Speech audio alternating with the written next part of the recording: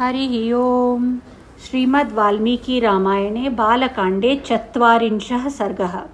सगर पुत्रों के भावी विनाश की सूचना देकर ब्रह्मा जी का देवताओं को शांत करना, सगर के पुत्रों का पृथ्वी को खोदते हुए कपिल जी के पास पहुंचना और उनके रोष से जलकर भस्म होना।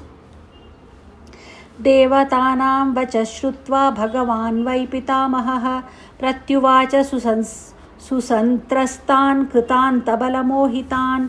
देवताओं की बात सुनकर भगवान ब्रह्मा जी ने कितने ही प्राणियों का अंत करने वाले सगर पुत्रों के बल से मोहित एवं भयभीत हुए उन देवताओं से इस प्रकार कहा। यस्येयं वसुधा कृत्स्ना वासुदेवस्य धीमतः महिषी माधवस्यैषा स एव भगवान् प्रभुः कपिलं रूपमास्थाय धारयत्यनिशं धरां तस्य कोपाग्निना दग्धा भविष्यन्ति नृपात्मजाः। देवगण, यह सारी पृथ्वी जिन भगवान वासुदेव की वस्तु है तथा जिन भगवान लक्ष्मीपति की हरानी है, वे ही सर्वशक्तिमान भगवान श्री हरि कपिल मुनि का रूप धारण करके निरंतर इस पृथ्वी को धारण करते हैं। उनकी कोपाग्नि से ये सारे राजकुमार जलकर भस्म हो जाएंगे। पृथिव्याश्चापि निर्भेदो दृष्ट एव सनातनः सगरस्य च पुत्राणां विनाशो दीर्घदर्शिनां। पृथ्वी का यह भेदन सनातन है, प्रत्येक कल्प में अवश्यम भावी है। श्रुतियों और स्मृतियों में आए हुए सागर आदि शब्दों से यह बात सुस्पष्ट ज्ञात होती है। इसी प्रकार दूरदर्शी पुरुषों ने सगर के पुत्रों का भावी विनाश भी देखा ही है, अतः इस विषय में शोक करना अनुचित है। पितामह वच श्रुत्वा त्रयस्त्रिंशदरिन्दमाः देवा परम संहृष्टा पुनर्जगमुर्यथागतम्। ब्रह्मा जी का यह कथन सुनकर शत्रुओं का दमन करने वाले 33 देवता बड़े हर्ष में बढ़कर जैसे आए थे उसी तरह पुनः लौट गए। सगरस्य च पुत्राणां प्रादुरासीन् महास्वनः पृथिव्यां भिद्यमानायां निर्घातसमनिस्वनः। सगर पुत्रों के हाथ से जब पृथ्वी खोदी जा रही थी उस समय उससे वज्रपात के समान बड़ा भयंकर शब्द होता था। ततो भित्वा महीं सर्वां कृत्वा चापि प्रदक्षिणं सहिता सागरा सर्वे पितरं वाक्यमब्रुवन्। इस तरह सारी पृथ्वी खोदकर तथा उसकी परिक्रमा करके वे सभी सगर पुत्र पिता के पास खाली लौट आए और बोले, परिक्रांता मही सर्वा सत्ववन्तश्च सूदिताः देवदानवरक्षांसि पिशाचोरगपन्नगाः न च पश्यामहेष्वं ते अश्वहर्तारमेव च किं करिष्याम भद्रन्ते बुद्धिरत्र विचार्यताम्। पिताजी, हमने सारी पृथ्वी छान डाली, देवता, दानव, राक्षस, पिशाच और नाग आदि बड़े बड़े बलवान प्राणियों को मार डाला, फिर भी हमें न तो कोई घोड़ा दिखाई दिया और न घोड़े को चुराने वाला ही। आपका भला हो, अब हम क्या करें? इस विषय में आप ही कोई उपाय सोचिए। तेषां तद्वचनं श्रुत्वा पुत्राणां राजसत्तमः समन्युरब्रवीद्वाक्यं सगरो रघुनंदन, पुत्रों का यह वचन सुनकर राजाओं में श्रेष्ठ सगर ने उनसे कुपित होकर कहा, भूय खनत भद्रम्बो विभेद्य वसुधातलम् अश्वहर्तारमासाद्य कृतार्थाश्च निवर्तत। जाओ, फिर से सारी पृथ्वी खोदो और इसे विदीर्ण करके घोड़े के चोर का पता लगाओ। चोर तक पहुंचकर काम पूरा होने पर ही लौटना। पितुर्वचनमासाद्य सगरस्य महात्मनः षष्टिपुत्र सहस्राणि रसातलमभिद्रवन्। अपने महात्मा पिता सगर की यह आज्ञा शिरोधार्य करके वे 60,000 राजकुमार रसातल की ओर बढ़े और रोष में भरकर पृथ्वी खोदने लगे।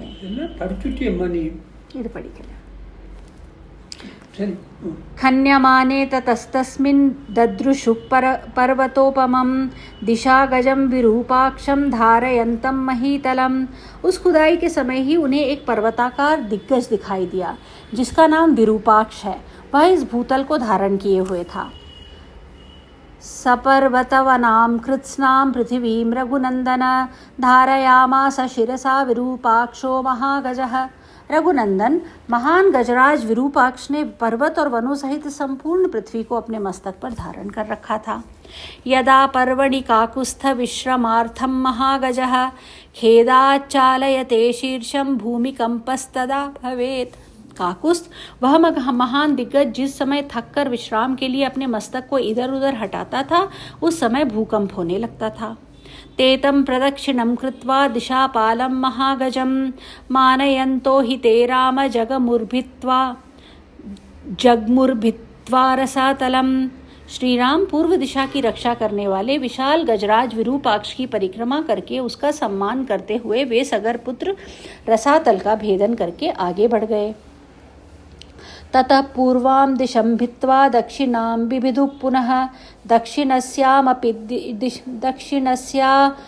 दिशि ददृशुस्ते महागजम्।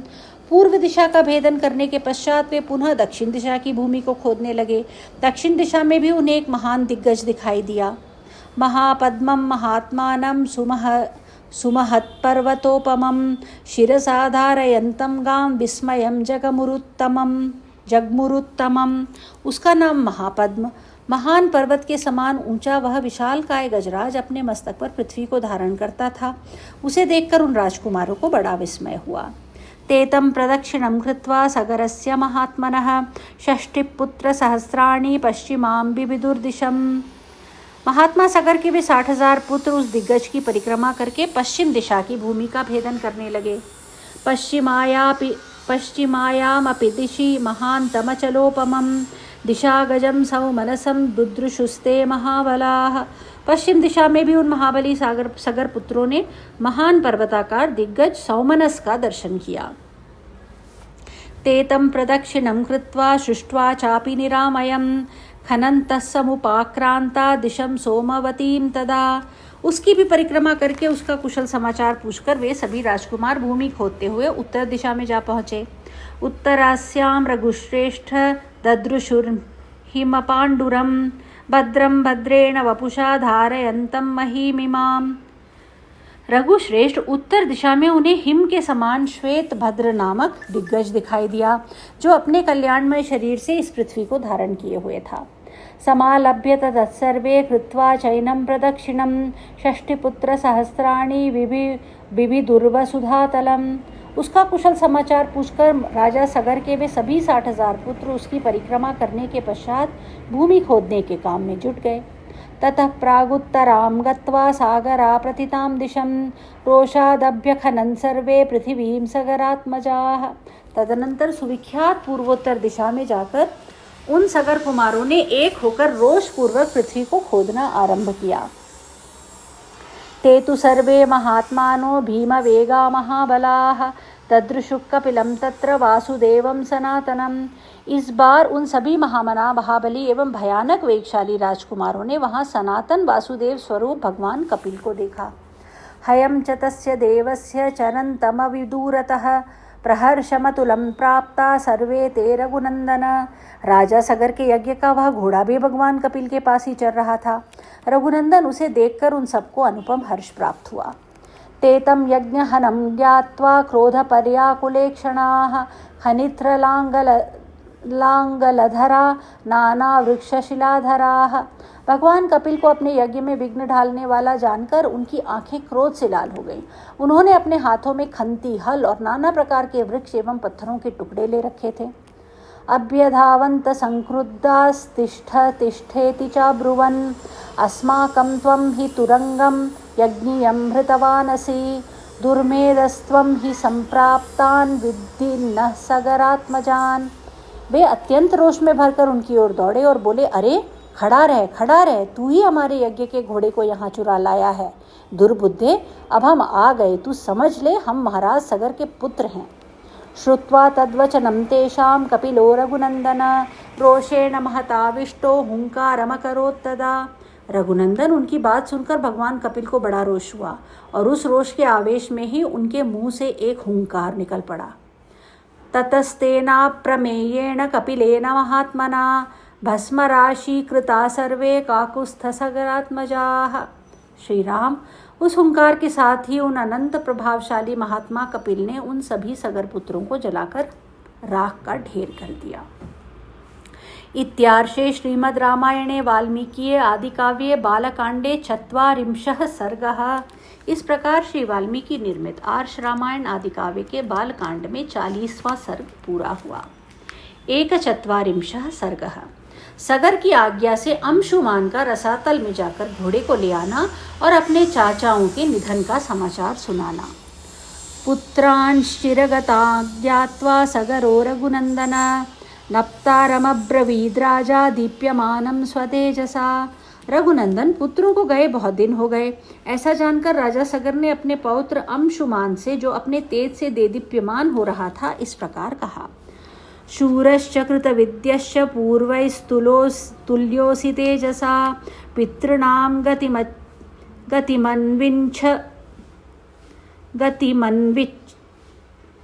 गतिमन्विच्छयेन चाश्वोपवाहितः। वत्स, तुम शूरवीर, विद्वान तथा अपने पूर्वजों के तुल्य तेजस्वी हो।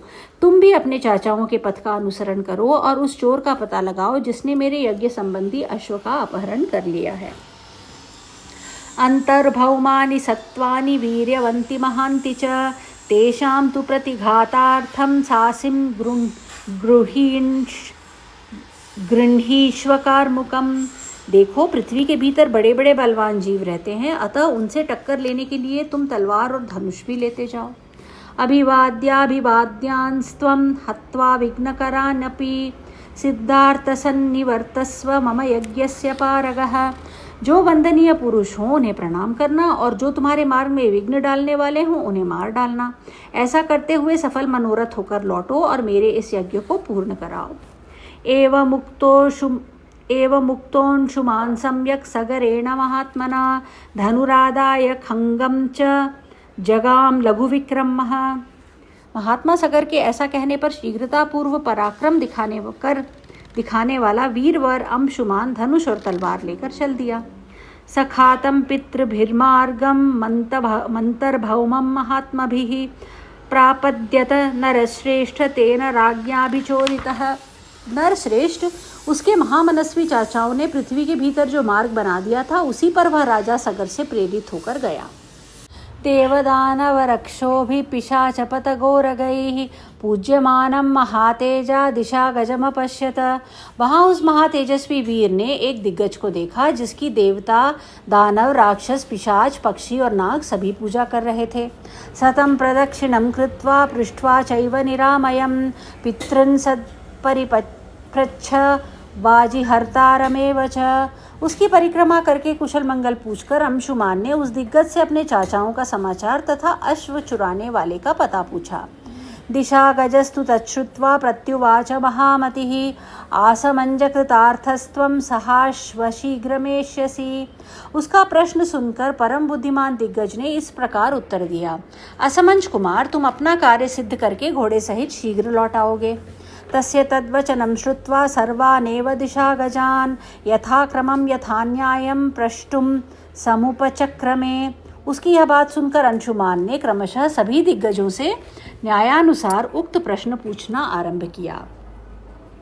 तैश्च सर्वैर्दिशापालैर्वाक्यज्ञैर्वाक्यकोविदैः पूजितः सहयश्चैव गन्तासीत्यभिचोदितः। वाक्य के मर्म को समझने तथा बोलने में कुशल उन समस्त दिग्गजों ने अंशुमान का सत्कार किया और यह शुभकामना प्रकट की कि तुम घोड़े सहित लौट आओगे। तेषां तद्वचनं श्रुत्वा जगाम लघुविक्रमः भस्मराशीकृता यत्र पितरस्तस्य धागराः। उनका यह आशीर्वाद सुनकर अंशुमान शीघ्रतापूर्वक पैर बढ़ाता हुआ उस स्थान पर जा पहुंचा जहां उसके चाचा सगर पुत्र राख के ढेर पड़े हुए थे। सदुःखवशमापन्नस्तव